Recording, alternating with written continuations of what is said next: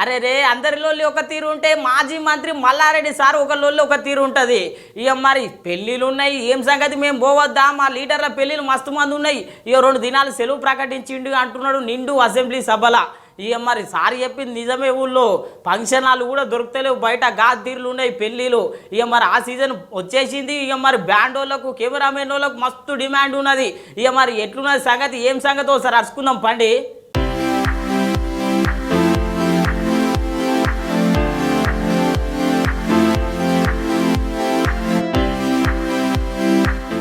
రాష్ట్ర వ్యాప్తంగా జోరుగా పెళ్లిళ్ల సందడి షురు అవుతుందిలో. ఇప్పటి సంది ఏప్రిల్ దాకా ఏడ కూడా ఒక్క ఫంక్షన్ హాల్ కూడా లేదు. కొందరైతే పెళ్లి ముహూర్తం చూసుకునే ముందుగాల ఫంక్షన్ హాల్ ముహూర్తం చూసుకుంటున్నారు. గా తీర్లునే మరి లగ్గాలు. ఫోటో తీసేటోళ్లకు, బ్యాండ్ కొట్టేటోళ్లకు, డెకరేషన్ చేసేటోళ్ళకైతే చెప్పనవసరం లేదు, మస్తు డిమాండ్ ఉన్నది.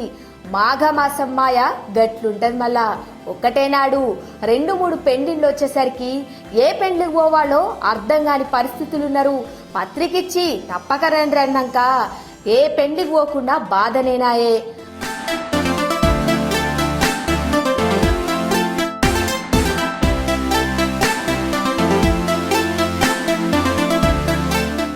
మన పరిస్థితి గిట్లుంటే ఇక లీడర్ల పరిస్థితి ఎట్లుంటే చెప్పుండ్రి.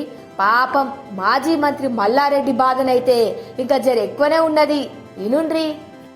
అధ్యక్ష అదేం లేదు, ఒకటే నిమిషం, ఒక సెకండ్, ఒక రిక్వెస్ట్ చేస్తున్నా అధ్యక్షుడికి, ఒక రిక్వెస్ట్ చేస్తున్నా.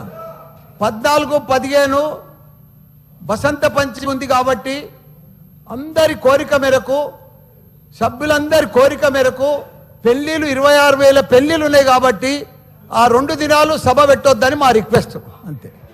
విన్నారు కదా, 14-15 వసంత పంచమి కాబట్టి 26,000 పెండిండున్నాయి. ఆ రోజులు సెలవు దినాలుగా ప్రకటించాలనుకొస్తుండు.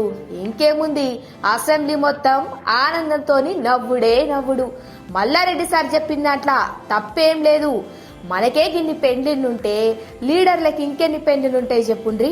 పాపం ఎన్ని పెండ్లిళ్ళకని పోతారు.